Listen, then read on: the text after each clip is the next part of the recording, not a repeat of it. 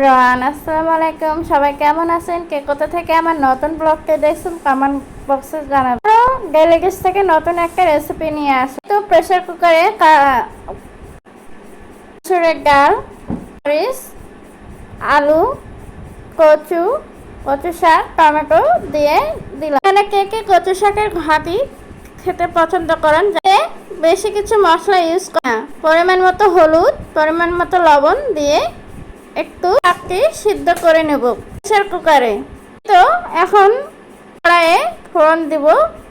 তেলানি মশলা কিছু, শুকনো মরিচ, পেঁয়াজ দেওয়ার জন্য একটু ভেজে নেব লাল লাল করে। লাল লাল করে ভাজা হলে এখন প্রেসারে যে কচু ছিল ওটা ঢেকে নেব। এই ঢেকে হয়ে গেছে, এখন কড়াইয়ে দিয়ে দেবো। এত সুন্দর লাগছে আর ঘ্রাণটা অনেক সুন্দর আসে। ফোড়নের পর দিলে কচু শাকের অনেক সেন্ট আসে। পর বাগার দিয়ে নেব। তো কিছুক্ষণ নাড়তে হবে যতক্ষণ না মিক্সড হয়, সব কিছু একসাথে ঘাটি হয়ে যায়, ততক্ষণ নাড়তে হবে। সবসময় তো মাছ মাংস খেতে ইচ্ছা করে না, তাই না? তাই আজকে কচু ঘাটি রান্না করলাম।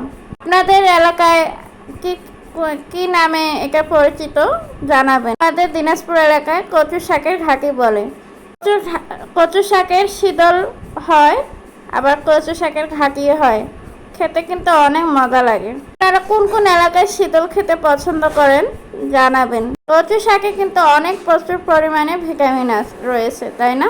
এর মাসে আমি শীতল দেখিয়েছিলাম, তো একজন বলেছিল যে আপু এটা কি কচু শাকের ঘন্ট? তখন বলেছিল কমেন্টে, বলেছিলাম যে না, এটা কচু শাকের শীতল। তাই আজকে কচু শাকের ঘাটি যখন রান্না করা হচ্ছে, তাই ভাবলাম আজকে ভিডিওটা করি আর আপনাদের সাথে একটু শেয়ার করি। কথা বলতে বলতে হয়ে গেছে, এখন প্লেটে উঠায় নিচ্ছি। আমার এই কচু শাকের ঘাটিটা যদি আপনাদের ভালো লেগে থাকে, তাহলে আমাকে পেজে কমেন্ট, শেয়ার, লাইক দিতে ভুলবেন না। দেখুন কত সুন্দর হয়েছে, আর খেতেও কিন্তু অনেক দারুণ ছিল। আমরা কিন্তু প্রায় এরকম করে কচুর ঘাটি রান্না করি। আপনারা কিভাবে রেসিপিটা রান্না করেন আমার সাথে একটু শেয়ার করবেন। আপনাদের প্রত্যেকটারই ভিডিওগুলো দেখি, রেসিপিগুলো আমার খুব ভালো লাগে। তারাও অনেক মজার মজার রান্না করেন। সবাই আমার পাশে থাকবেন, সাপোর্ট করবেন, ভালোবাসা দিবেন। এই তো আমার প্রায় কচু শাকের ঘন্ট হয়ে গেছে। ভালো লাগলে সাবস্ক্রাইব করবেন। আল্লাহ হাফেজ।